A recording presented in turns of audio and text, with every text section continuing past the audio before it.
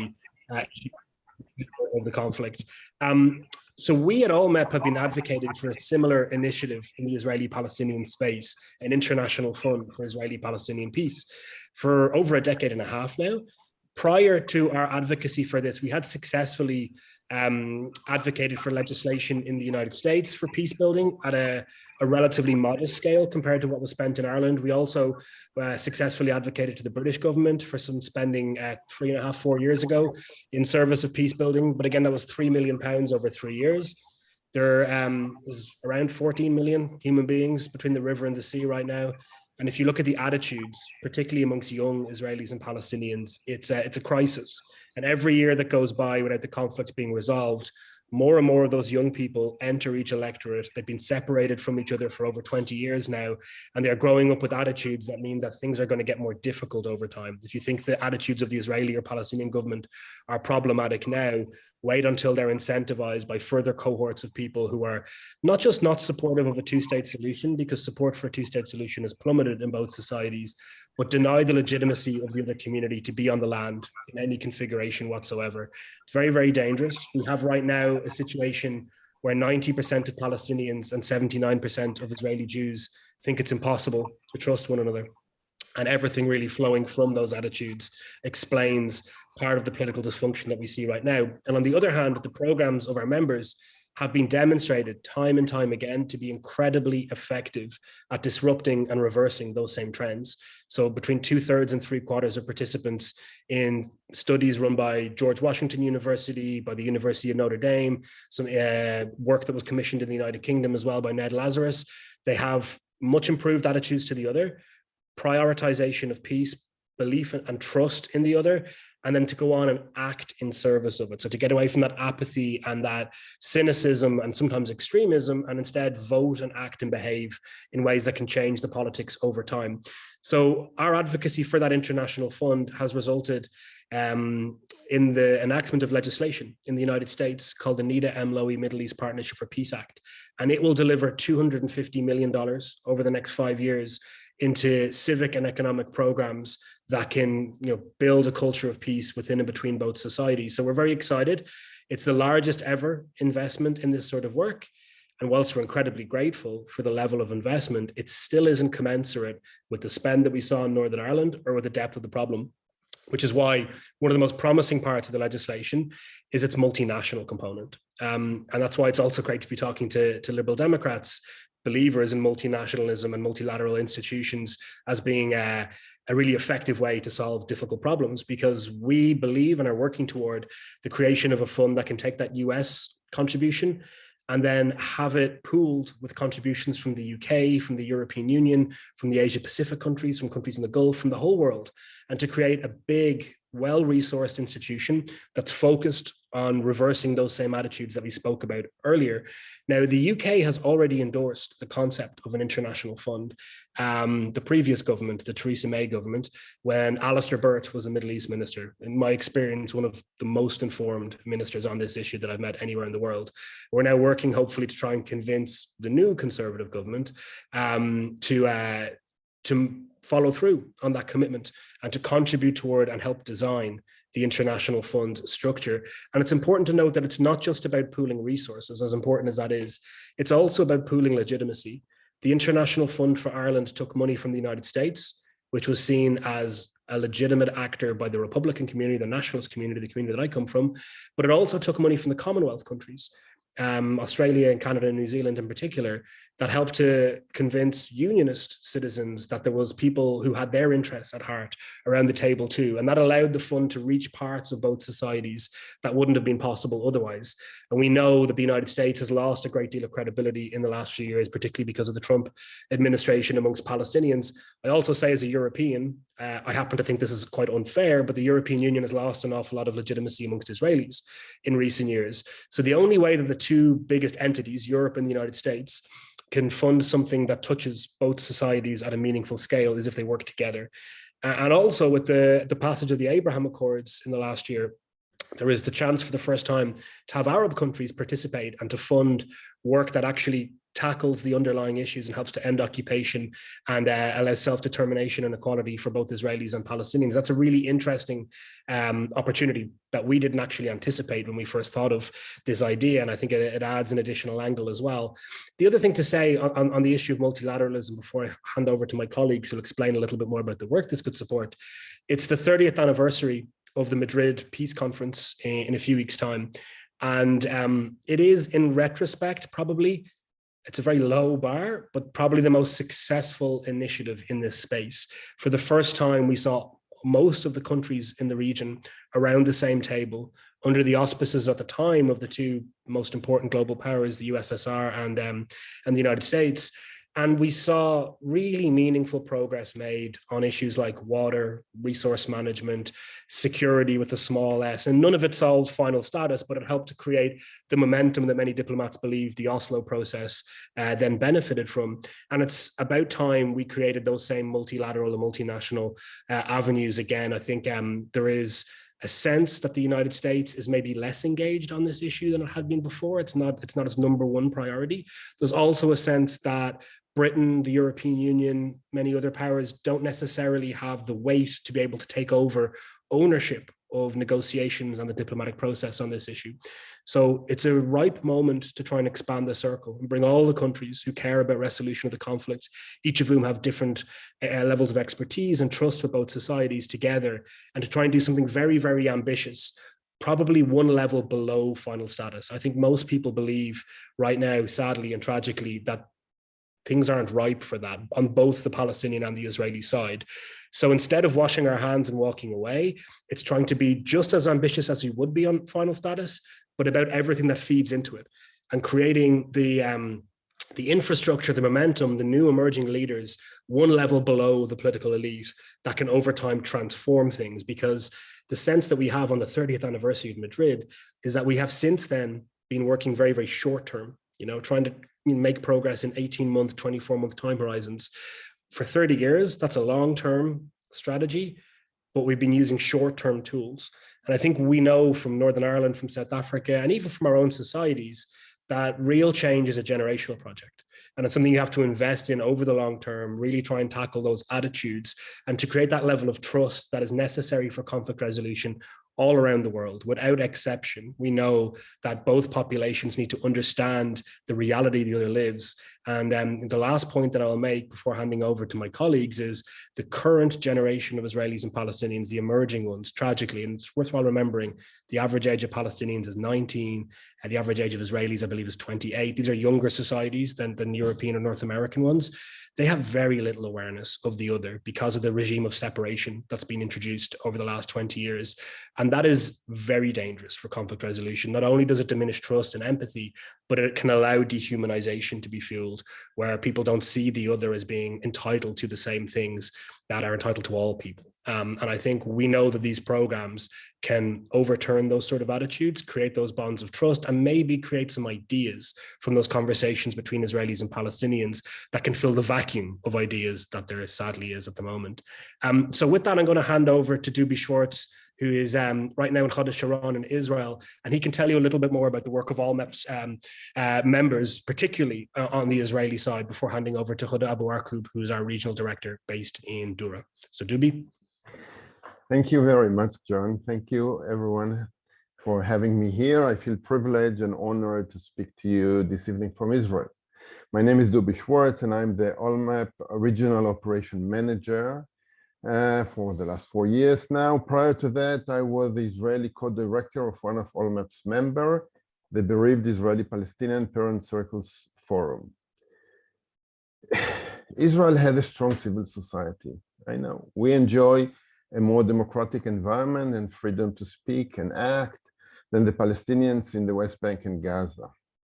But I would focus mostly on what we call the shared society, which is a joint Jewish and Arab citizens of Israel effort to lead a social and political change in our lives in order to have a society that gives equal rights and equal opportunities, respect the identity, culture, needs, dreams of all the citizens, and live in peace with its neighbors. The civil society, the NGOs, are focused on a variety of issues and involves diverse participation. You can find them acting in almost every aspect of life of the peoples who live between the sea and the river.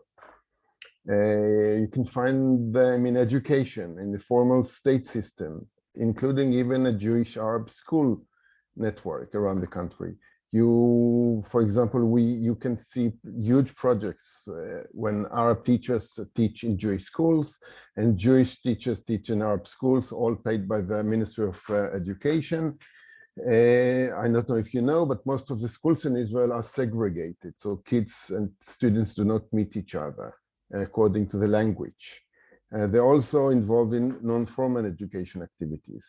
You can find organizations in economics, enhancing employment, entrepreneurships, and development of industrial zones for the Arab society and Arab towns in Israel. In sports, all sorts of sports as a tool to enhance the values of peace and equality, and environment and health.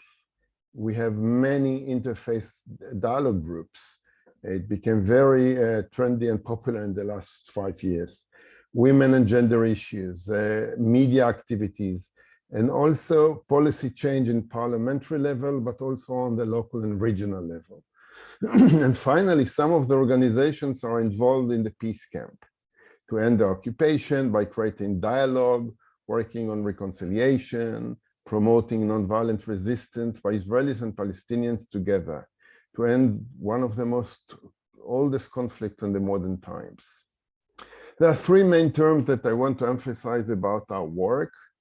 One is we are relevant to the needs and dreams and fears of the people.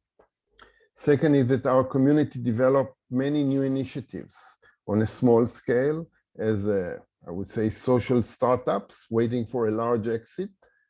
And today we can see even that some of the government ministries are collaborating with our NGOs in the process from the beginning because of the experience and the success that we can show.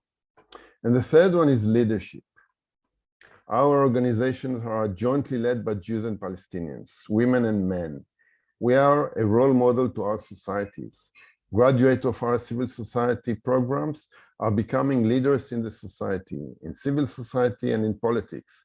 If you look at the new Knesset, you can see a large representation of members of Knesset who grew up in the shared society field. What are the results of our activities? I can give you, just because we don't have so much time, 2 examples. One is ALLMEP member Sikui, who led a long time process with some other civil society organizations for the national state budget to recognize the needs and the historical discrimination that the Arab society suffered. They worked with academics and were successful in getting the Ministry of Finance on board, adopting their recommendations, which in 2015 resulted in the 5 years 922 plan that brought over 10 billion shekels through different ministries to the Arab society in Israel. And now, with other civil society organizations and a different government, they're working on a very ambitious follow-up plan, 923.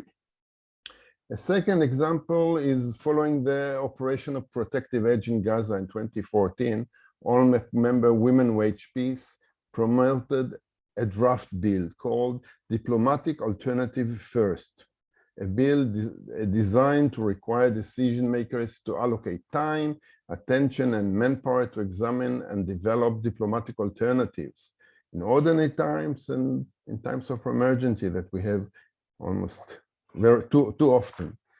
The bill was discussed on the media in the Knesset and was prepared for a vote. Now it should be put again on the Knesset agenda.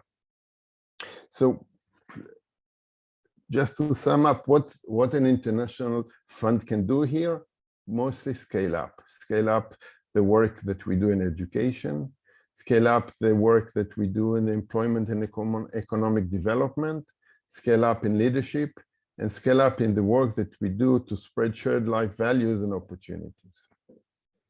Thank you. I know it's too late for you all, maybe wherever you are. It's 9:50 here in Palestine. I live in Dura near Hebron. My name is Huda Abuarquob, and I'm the regional director of the Alliance for Middle East Peace. And I just wanted to focus on the importance of having a multi-track funding for peace building and how it is going to manifest itself on the ground if it happens.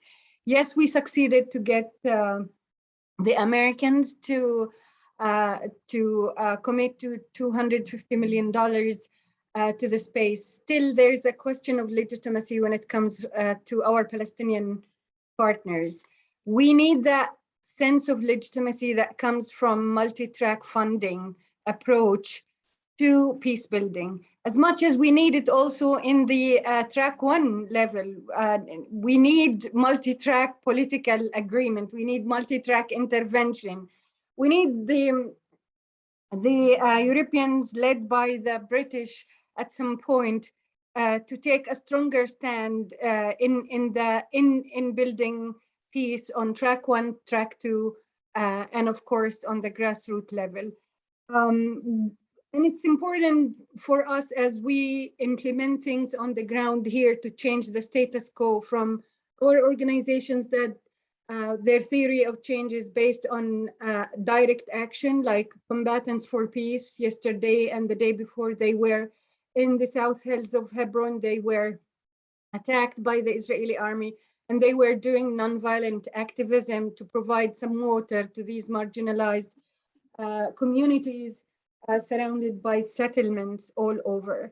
And then you have EcoPeace that is trying to find ways in order to resolve the issue of water in Gaza. So from doing nonviolent direct action to responding to needs of communities, to women marching on Peace Day on the 22nd, Women Wage Peace, and Palestinian women wanting to send to the entire world a call from mothers to the urgency of sitting together and ending this conflict once and for all. We need the world to see that. We need the world to legitimize that. We need the world to make it visible. And I would say, sometimes the Europeans ask us, what's in it for us? And the simple answer is there is a huge wave of Islamophobia and anti-Semitism taking place almost all over the world. The Palestinians and Israelis who are part of the peace building community are standing together to go against that norm in Europe and in the United States, because it's affecting us directly as Palestinians and as Israelis in the so-called Holy Land. We don't want our cause, no matter what, as a Palestinian. Now I'm speaking to you as a Palestinian. I don't want my cause to be connected in any form or shape to anti-Semitism. I don't want anybody in the world to use the Palestinian cause in order to hurt any other group or any other community. And this is what we all, thousands of Palestinians who are part of the peace building community, are standing by that norm. And we don't also want to support Islamophobia anywhere in the world. And we don't want to be labeled by being, terrorists. Our cause is noble, our cause is righteous, our cause is just, and we want everyone to stand by us. And at some point, there is a huge amount of adaptability for the peace building community. If the word coexistence doesn't work for us now, we do co-resistance as Palestinians and Israelis standing together against all unjust systems, or the systems that wants only to inform our identity as enemies. We refuse that. From women who lost their children to the conflict, sitting in the room, calling on the entire world to stop this bloody conflict because they want their sons and daughters to be back home, and they don't want to taint the memory of those who we lost by shedding more blood. I think it's worth having a look at these very small yet very impactful actions on the Israeli-Palestinian conflict, and I am sure that they will contribute to a more global peace in that the world is in a much need to.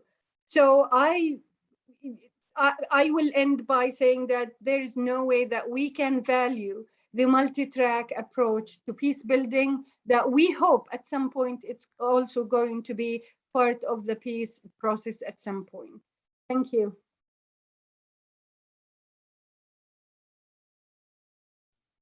Many thanks to Huda and Doubi. And Huda, I think I'm going to use some of your words when I get a chance to talk tomorrow on the motion in our conference to explain to people why this is so important. It really is. First of all, if anybody's got any questions, please put them up in the chat and I will try and ask them as we go along or invite people to ask them. If I can kick off with a question, a bit about my own history. I can remember when I lived in Israel, I lived near the village of Wahad al-Salam, Neve Shalom. I'm sure you know already. And I'm actually still a member of Friends of the Village in this country. How important is it to try and break down the barriers between Palestinians and Israelis, and even within Israel, between Jews and Arabs within Israel? Because without that conversation, how can we actually get people to understand each other? I don't know what you feel. I mean, the best way of doing that, and I know all the small scale work you're doing is great, but we need to actually somehow get people moving forward in their own minds. That's a great question, and I'm going to take the first tap on it. The reason why Women Wage Peace became one of our strongest members is the fact that when ALLMEP started working with them on the language they want to communicate to the Israelis, we decided that we need to take the term occupation out of their publications. And we had people saying, how could you take that word out of their publication? And I said, and I was the Palestinian who defended that in front of everyone, including some very lefty Israelis. You know, if this word, first of all, the occupation is part of the conflict. It's not the whole conflict. It's one of the symptoms of that conflict. Second of all, if there is a need for the Israelis to start a conversation in a safe space inside Israel, in the pockets of the Israeli society, in the periphery, we need to take that term out of any publication, because what they think, and they are very influential now in Israel. Just remember that we are dealing with a different Israel from the Israel of the 50s and 60s. Is totally different now. If we want to get the right wingers inside Israel to engage, we need to take that word out. And for that, we adopted an approach called feminist inclusive political activism. We cannot just keep that conversation inside bubbles. We need to open it to more Israelis and more Palestinians who are not necessarily agreeing with us or our theory of change.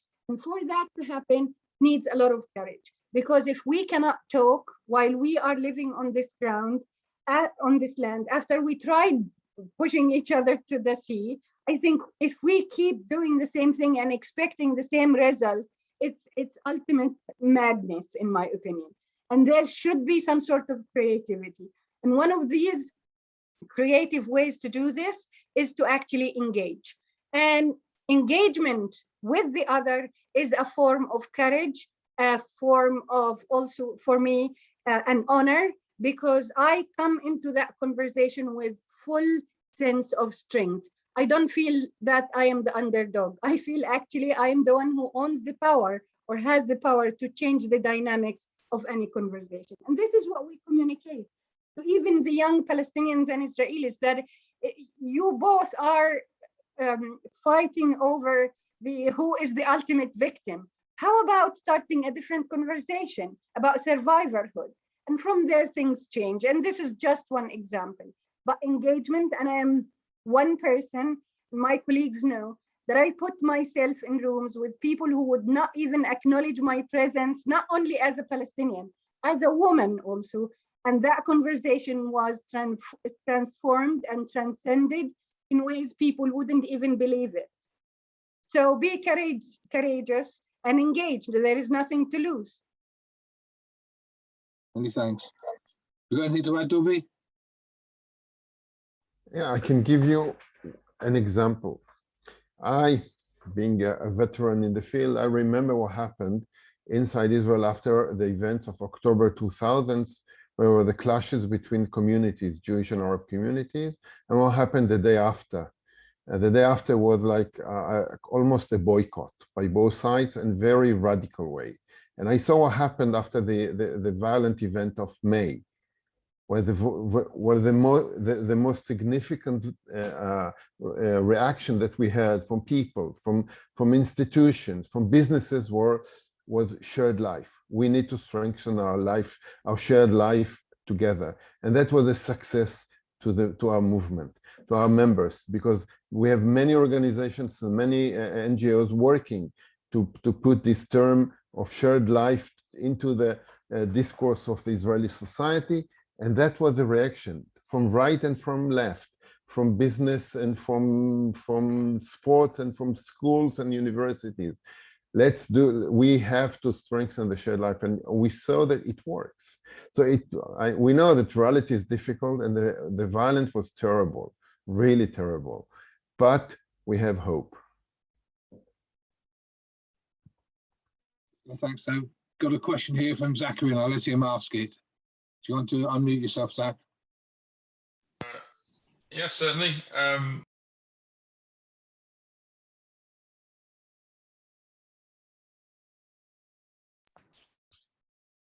How do we promote non-partisan language and attitudes without being seen to overlook genuine breaches of human rights by one side or the other, keeping in mind our liberal values? That's a great question, first of all, Zachary. I'm happy to take the first push at it. And it's a complicated one in this space, particularly at this moment. I think my own view on it is to try and be incredibly consistent. I mean, Huda said something I think really important earlier, that the occupation isn't all of the conflict, right? And that's, for a Palestinian to say that, is really, really important. The counterpoint to that, though, is that you also need to acknowledge the occupation. I feel like so much of the way this conflict is discussed internationally is partisan. And look, it's Solutions Not Sides, by the way, did some excellent work on this. It's really about the identity and the political values of the person in the debate, rather than the actual reality between the Mediterranean and the Jordan.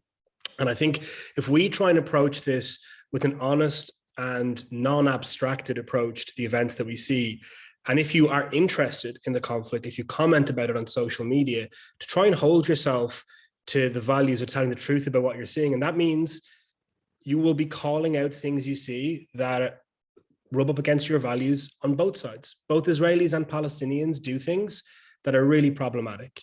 They do them at different proportions, at different times. But I think when I see somebody who's willing to call out things that are beyond the pale by both Israelis and Palestinians, I always take note of that. And I always then assume that that person is a good faith actor. And I think if we had more of those people, this conflict would be very, very different. It will play a different role inside our culture, outside of the region.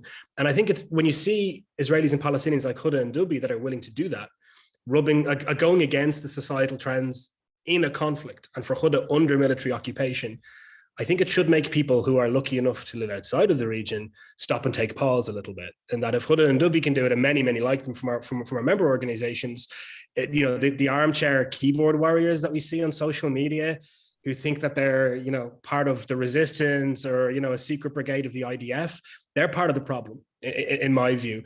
And I think that if you are calling out those two sides, number one, you'll be trusted more, I think, over time.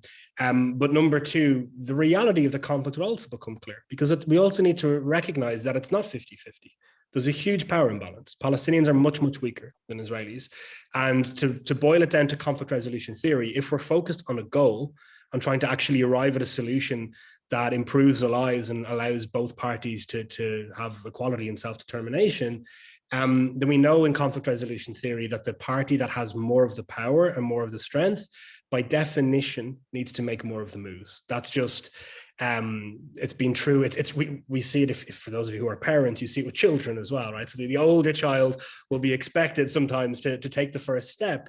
I don't mean to patronize Israelis and Palestinians when I say that, but one of the perverse things about this conflict is we sometimes have the opposite approach, in that the weaker party is expected to satisfy more criteria than the stronger party before diplomacy can begin. And I'm not making a value judgment about the rights or wrongs on either side. I'm just saying that if you boil it down to a problem to be solved, that's precisely the wrong way to approach conflict, according to every book on conflict resolution that I've ever read. And just finally, on an Irish parallel to this, because Leon mentioned it before we jumped on the call, it required the weaker party in the Northern Irish conflict, which arguably was the nationalist community, to suddenly feel a little bit less put upon and in the corner, in order for them to be able to actually come to their community with some big compromises and encourage them to take it, right? To have the trust and legitimacy to do so. And I think sometimes with this conflict, I don't know if this is answering your question directly, if you're trying to bounce people into compromises, you always have to remember that it's not about the deal that you can get in a room with somebody with their back against the wall. That's the easy bit. They have to go back and sell it to their people, and then it has to end the conflict. People have to stop wanting to kill each other as a result. And I think the fetishization of the deal gets us away from that kind of, real part of conflict resolution, which is about critical masses on both sides saying it's over, enough. That has to be the goal, I think. And I think there's a really important role that we can play internationally in doing that. And I think particularly in sort of liberal-minded political entities and institutions, right? So the Liberal Democrats being the example right now, there is an ability to be able to approach this in that kind of soluble, pragmatic way, rather than waving a flag on either side. And I think that's a critical role, and one I think that, and I hope that the Liberal Democrats will be able to play in the coming years. I wouldn't say bipartisan. I would say, the two groups involved in conflict would be would be harmed by the polarization over the conflict, because there is no one is bringing the middle ground to both. And as much as I appreciate that people take stand for the Palestinians when it comes to human rights violations, but it's not going to respond to the immediate needs that the Palestinians are in dire need for. One of them is security. Why also the world is looking at Israel's legitimate structural violence. They think it's legitimate, but they are not looking at what is happening in Palestine as a self-defense in the same tone. Why we are labeled as terrorists while Israel is defending itself. So one of the reasons why this conflict is in the status quo is the polarization of the international community over it. And I think it's about time for the international community to come together to create some sort of balance, rather than pushing one side to the wall or giving one side more than they deserve. At least approach the conflict from a place of equality that has to do with the power of both having the decision-making process that would benefit their own people, rather than being polarized over it.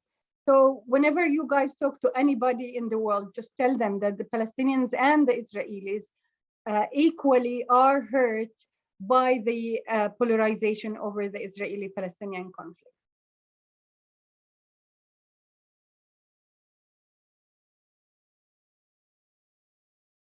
Thank you.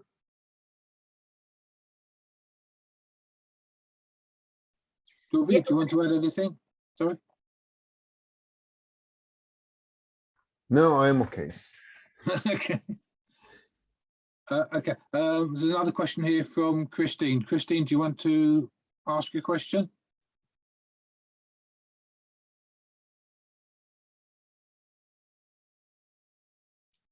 I'm trying to unmute. Okay. Am I unmuted? Yes. No, you're fine. Yeah. I was wondering if a good start for the Liberal Democrats would be that the Friends of Palestine and the Friends of Israel joined together and became the friends of both and talked to each other. That would be amazing. And the International Fund is a good start.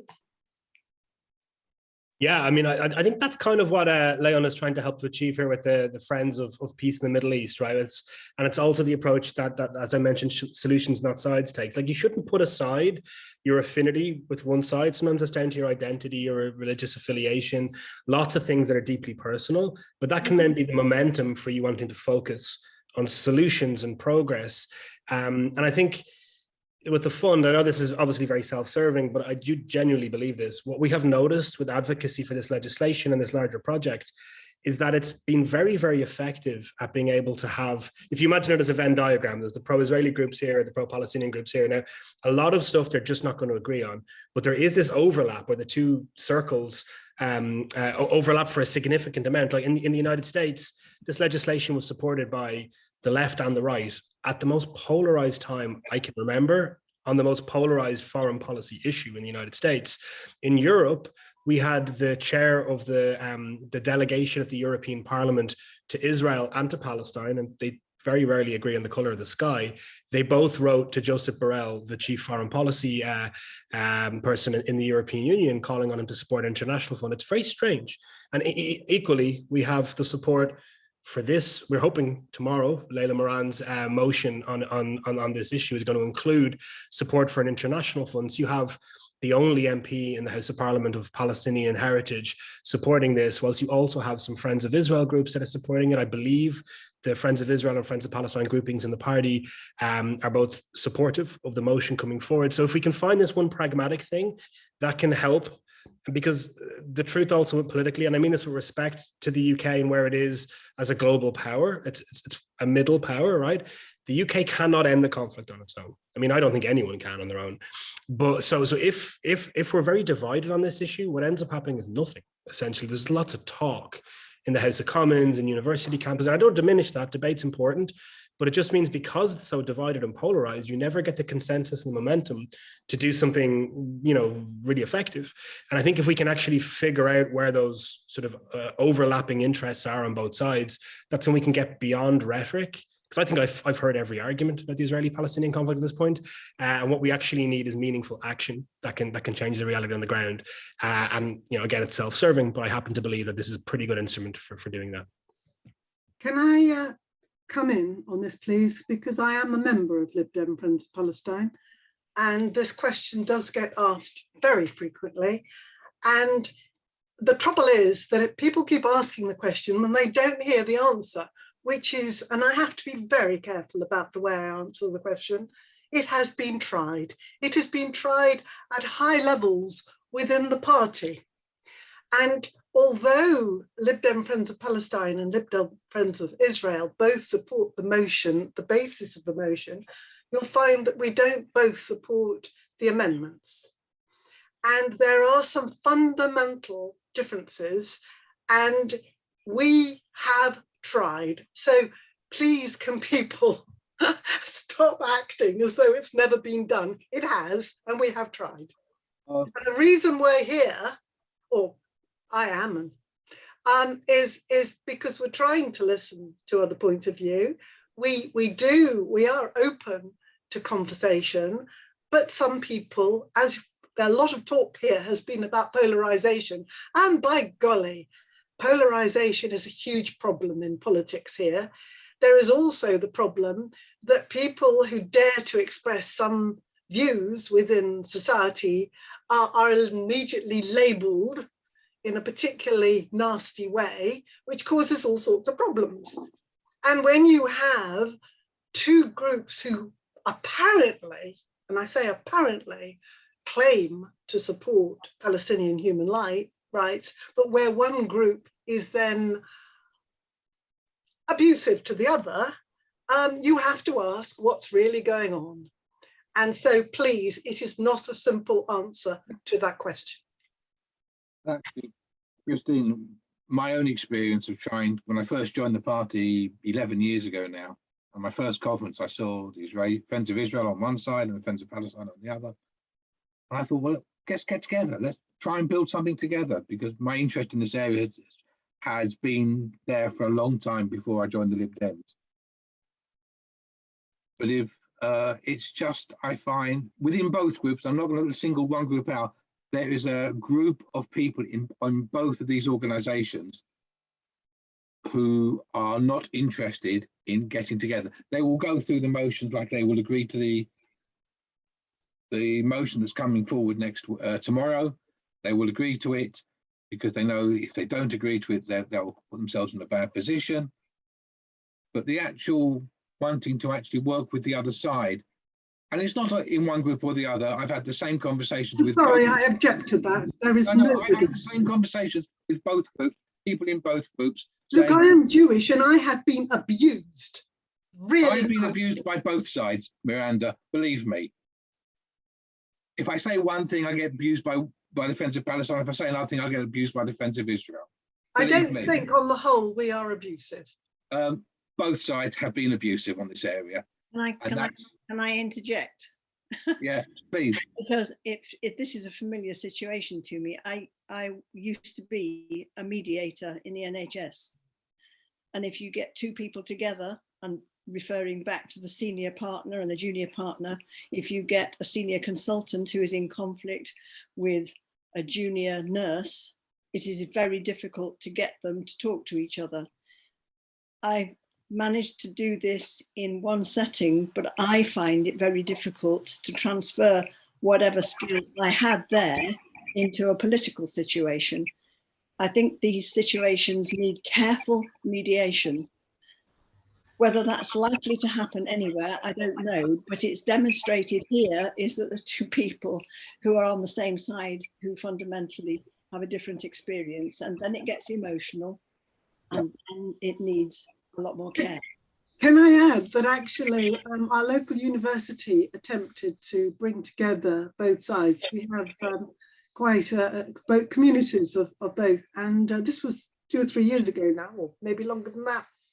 And in the end, the whole thing collapsed because instead of being able to have a dialogue such as you want, Leon, the polarization got so bad that we were receiving really unpleasant emails, and they had started. That is because in universities and in most of life, people are not used to dialogue, which is about listening. They're used to debate, which is about winning. Miranda, can we just move on? I think it's better having the internal argument in the Lib Dem. I agree. I'm not arguing with anyone. Could I ask a question? This is amazing to me. I moving on. To be in the room with you guys. It's unfortunate on so many ways that we don't have enough time to tackle that. One of the things that we've learned by experience is that there is no way that you can get people in a room without addressing these underlying emotions, and you cannot do them without respecting these emotions and where they come from. But also, you don't do dialogue for the sake of dialogue. You do dialogue for the sake of action, especially when there is a sense of urgency. And for us, the Palestinians and the Israelis, we get, because we are also huge believers in inclusivity, so we get to a point where we actually hurt each other when we are in the room, but then we proceed into what I call an open heart surgery, which is very delicate. At any point, one party could die. But then there is that recognition that comes from, we need, because of that sense of urgency, we need to move from the positions that we take to the needs of who we are representing and our needs. And so when you move the language, and I did that many times, you move the language from political positioning to needs, then one of the issues, for instance, between Palestinians and Israelis has to do with security. Suddenly, security is not a political maneuver or manipulation for the Israelis. It becomes a need. And then they recognize that also it's a need for the Palestinians. And at the end of the day, this is a need for all human beings. And when women in the room, when you mention the word security, oh boy, you guys, you have to work through layers of oppression to get to a point where you can liberate them. So I am touched by this conversation, and I hope one day that you guys will have that kind of dialogue that leads to action, because there is a huge sense of urgency here. I appreciate it. Miranda, I hear you. and I hear Christine, and I hear Leon, and I wish I could be with you at this moment. I feel much better. Maybe I totally agree with you, Huda. But the action that we all need, I think, is for equality and human rights applying to everybody. Absolutely, People absolutely. have different interpretations as to what that means, and that's the problem. And we need to address the underlying fear. When you push people, again, just remember we all come from collective traumas, and we do fear that when we let go of some of these positions that we might be hurt. So let's just remember that fear is also one of the actors in the room, and we should acknowledge it. Thank you, Miranda. I really appreciate it. Can I bring in Lorenzo? Lorenzo wanted to contribute. Thank you very much. Talking of actors in the room, I wanted to just say something from a cultural point of view, actually. One of the biggest things that I think meant that the United Kingdom never got very actively involved in the European Union is because we share Sweet Fanny Adams, the British euphemism for very little or nothing, culturally together, apart from the wretched, which I adore, Eurovision Song Contest. Is there some way, do you think, any of us, myself particularly, I mean, I'm involved professionally in culture, but I mean, in any capacity, it can be amateur, it can be in any way whatsoever. Is there some way culturally that the Palestinians in Palestine, the Israelis in Israel, and people within both countries, and us here who are not in either country, can do something to bring people together culturally, more so even than any are doing now? I know there are initiatives going on. But for example, one thinks of even someone terrific like Daniel Barenboim, the conductor, whose East-West Divan Orchestra isn't welcome in Israel, even though he's Jewish and Israeli. I'm thinking, is there anything either or any three of our speakers today can suggest that any of us can do culturally to bring us all together and bring you guys together who are involved on the ground? The flippant answer would be food, because I think both Israelis and Palestinians share a love of falafel, of hummus. Nice one. But yeah, hummus dialogue. We used to refer to it as hummus dialogue. People, when they are sitting in the room, they are at each other's necks, but once they are having food, they are talking about their grandchildren and their students, etc. So there is so much in common. I think in Israel and Palestine, the thing that brings us more together is our children and the future of our children. And this is one way to actually start the conversation that can start with political solutions to security, to food, to access and freedom of movement. And you can bring all of that in so many ways. We do use art often when we are together because it's one way to connect on a human level. But I have to be honest with you guys. This is one of the things why other folks accuse us of being normalizers, because this is one way of looking at us as if we are putting lipstick on the pig's mouth. We're making the occupation look benign.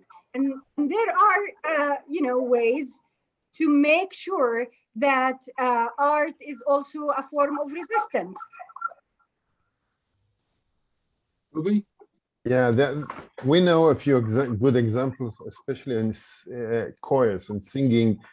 We have the Rana Women's Choir in Jaffa, Palestinian and Jewish women singing songs. They do the last beat of every year on the joint memorial ceremony in a song of which goes a little bit on because it's around Pesach, Passover, and the Feast of Freedom and Liberty in the Jewish tradition. So they use the song, and it's Jewish and Arab women. And we have the youth choral in Jerusalem, YMCA, the YMCA one. Music works very well, especially when at least half of the Jews are coming from Arab countries. With their Arab music is their mothers and fathers' music, which music is a very powerful tool, or quite often. I add one thing to that. It's anecdotal. A friend of mine, Tal Harris, who is the executive director of One Voice Israel, sort of been an activist for ending occupation and for peace in the region. The reason he ended up doing this was because he participated in a youth orchestra when he was 15 actually. And he says himself he was racist, right? But he loved playing his instrument. And he joined this band, and the best musician was Arab.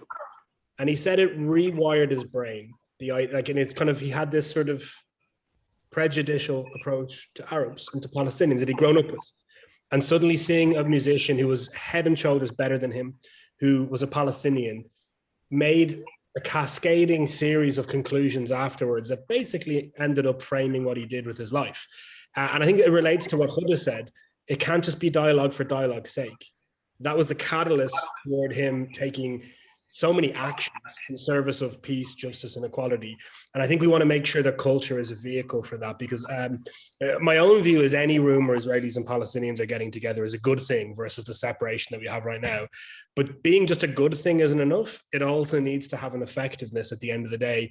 And I think particularly for Palestinian participation, there is a feeling amongst many Palestinians, rightly or wrongly, that they've been trying these sort of activities and things haven't gotten better, they've gotten worse over time. Now, my own view is we never did enough of them, but nonetheless, it's a good critique. And we have to be able to demonstrate that by being in the room, it's a vehicle towards things changing.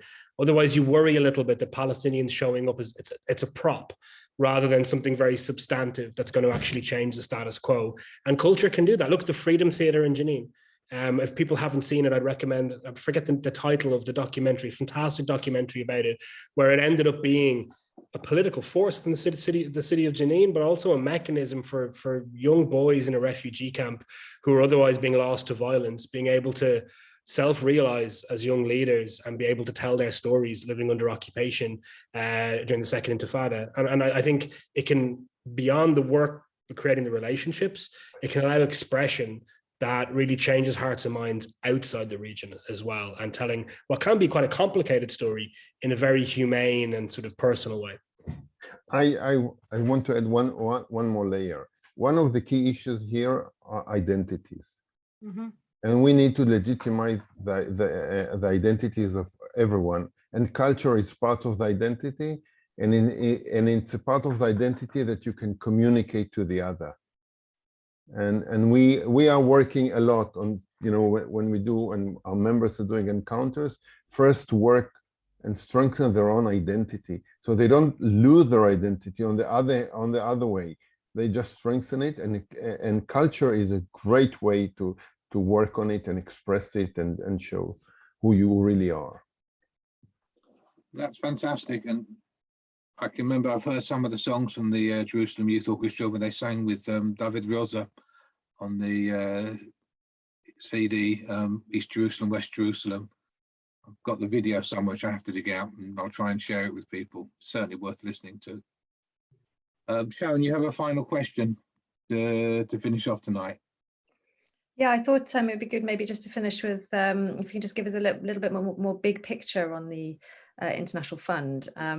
We're often talking about the fact that there hasn't been enough resources put into this kind of these kinds of initiatives over time, and that's because that's been lacking. That's what's now needed to make that difference or to help. Do you have more of a kind of a wider time frame of, like, there's 250 million from the US, there's other people coming on board. What's the ultimate sort of dream target to actually make the impact? And over what, you've talked about generational change, I totally agree. But do you have a rough idea of like what we're looking at? Thanks, Sharon. I wouldn't put a dollar amount on it, because that's it's misappropriating what the target is, perhaps. Like it's, again, I'm going to use an Irish parallel, I'm sorry, but we know that we had around a third of high school aged kids in Ireland in the 1990s that participated in these programs. And I think getting to that sort of level, like right now, it's less than 2% of Israelis and Palestinians that ever have a meaningful experience with the other. Could you imagine how much would be different if at least a third of Israelis and Palestinians were participating in these programs, having that sort of life-changing experience very often, like I spoke about my friend Tal had, and then what changes downstream from that, right? Who they vote for, what demonstrations they go to, the kind of incentives they lay down for politicians. And if you have a third of people who are really active, right? Like that can change a society. In fact, far fewer can as a vanguard. Right now, we just don't have that in either society. And I think you're thinking of zooming anything what the fund could achieve, it creates the physical spaces for those interactions to happen. One thing Leon mentioned around Neve Shalom. I mean, Neve Shalom is amazing, but it's also so unique, right? It's one single community between the river and the sea where Jews and Arabs, Israelis and Palestinians live as equals, one community. Imagine we had dozens of those. And then what sort of magic happens as a result of that proximity and that equality and the ideas that come from it? That's what we're looking to try and catalyze and engineer. And money is just a tool to be able to create that sort of change. And we'd like it to be as cheap as possible, obviously, but the goal has to be creating that sort of structure. And then the thing that excites me about it is you create those institutions. And again, I promise this is the last Irish comparison I'll do, but in Northern Ireland, that funding created this thing called parity of esteem. It was this concept at the center of Good Friday. It was a civil society project funded by external donors about both narratives being equal and it being illegitimate to delegitimize them. That became the Good Friday Agreement. That idea that was created first by civil society, they took all the risk because that's what civil society leaders do. Politicians are cynical. They see that the idea survived. They're like magpies. They took it, pretended it was their own.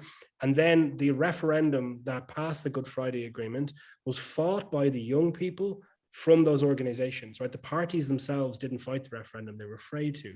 But the muscle created by the International Fund over those 12 years knocked on doors and passed the Good Friday Agreement democratically. And now today, those same people are becoming the emerged political leaders. So in the Israeli-Palestinian space, what we want to try and see, it's this kind of soup to nuts theory of change, where you create those spaces, you diffuse conflict, you create trust, you create new ideas, which you really need, and then you create movements that will go and fight for them. And if you look at the settler movement in Israel, it's relatively small in the society, right? But they're really, really committed. They get up every day and they take action in service of their goals we happen to disagree with. If we had a similarly networked and dedicated and resourced movement of pro-peace, pro-justice, pro-equality Israelis and Palestinians, everything gets reshaped as a result. And I think this really, as a fund, it's designed to kickstart and catalyze that sort of process. And it will take at least a decade. I want to be really realistic about that. It's building incrementally, creating those spaces so that people in their teens now will be in their 20s as citizens and voters taking very, very different action than they would have absent this sort of institution. Thanks, John. Huda, do you want to add anything? No, I just want you guys to know that we're okay here. We're doing well, actually. You know, even with the prisoners, I cannot go away without mentioning the fact that we have 6 prisoners who try to escape. One of them is actually a product of the Theater of Freedom that Khamis Giuliani built in Jenin. He was from Jenin. He is still from Jenin. But you can see how many people are standing now outside that prison from Palestinians inside Israel and Israeli activists who are supporting them. If the Palestinians and Israelis can find themselves in the middle of a very controversial issue when it comes to the global politics, then I think it's worth having the courage in this democratic party to have this difficult conversation about Israel and Palestine and change the framework of how we look at the Palestinians and Israelis. I really appreciate it. I don't take it for granted that you guys took some time to come and listen to us. And I wish one day that we could be together, see each other and hug each other. Stay safe. Yeah. Doubi, do you want to add anything? I think that the most important thing for us is not to see supporters of Israel and supporters of Palestine fighting over our conflict in outside of the region. Because while we are trying to work together, and it's not always simple. We need your support and your solidarity for our joint work, and that's it mostly. And thank you for taking the time to listen to us. And thank you very much for giving up your time to speak to a few people from a small party in Britain. For me, this whole thing, it's about my friends, my family. I still have family in Israel. They all have their children, their grandchildren. And I want to have them to have something to live for, not to die for, which is which really pushes me. Yeah. There's been enough bloodshed between the river and the sea. We need to stop that. Inshallah. Inshallah. Thank you all very much for being here tonight. Thank you very much for Sharon for facilitating this for us. I really appreciate it. If you want to give 2 minutes to talk about what Solutions Not Side does in this country, so people can go back and talk more about that as well, because that's also important. And we can finish with that.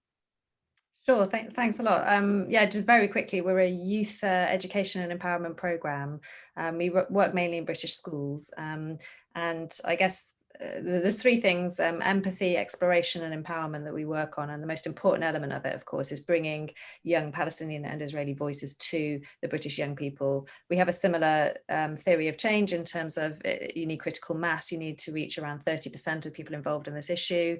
And again, we have that thing that Huda mentioned, just to reiterate it, not to just do dialogue with each other, but to talk about the future. So they do critical thinking exercises on what a future could look like, but through the prism of listening to Israelis and Palestinians and what they say they need and want.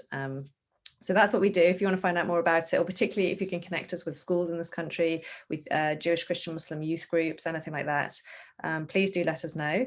And it's been, oh, and I should end by mentioning that I'm a proud member of the Liberal Democrats. and I'm thrilled that actually, even though it's hard, it's the party that I'm part of that is having this conversation as a fringe at their conference. I'm so pleased to be part of this party, so yeah. I hope next year, when we're a properly affiliated body of the part of the Lib Dems, we can actually have an official fringe event and do it all through the proper channels, and that will get more people involved. But for now, thank you all very, very much for coming this evening, especially to Doubi and to Huda and to John. I know it's quite late in Israel and in Paris, and thank you all very much. Thanks, everybody. Be well. Yeah. Thank you. Good night, everybody. Bye, Good evening. Good night. Good night.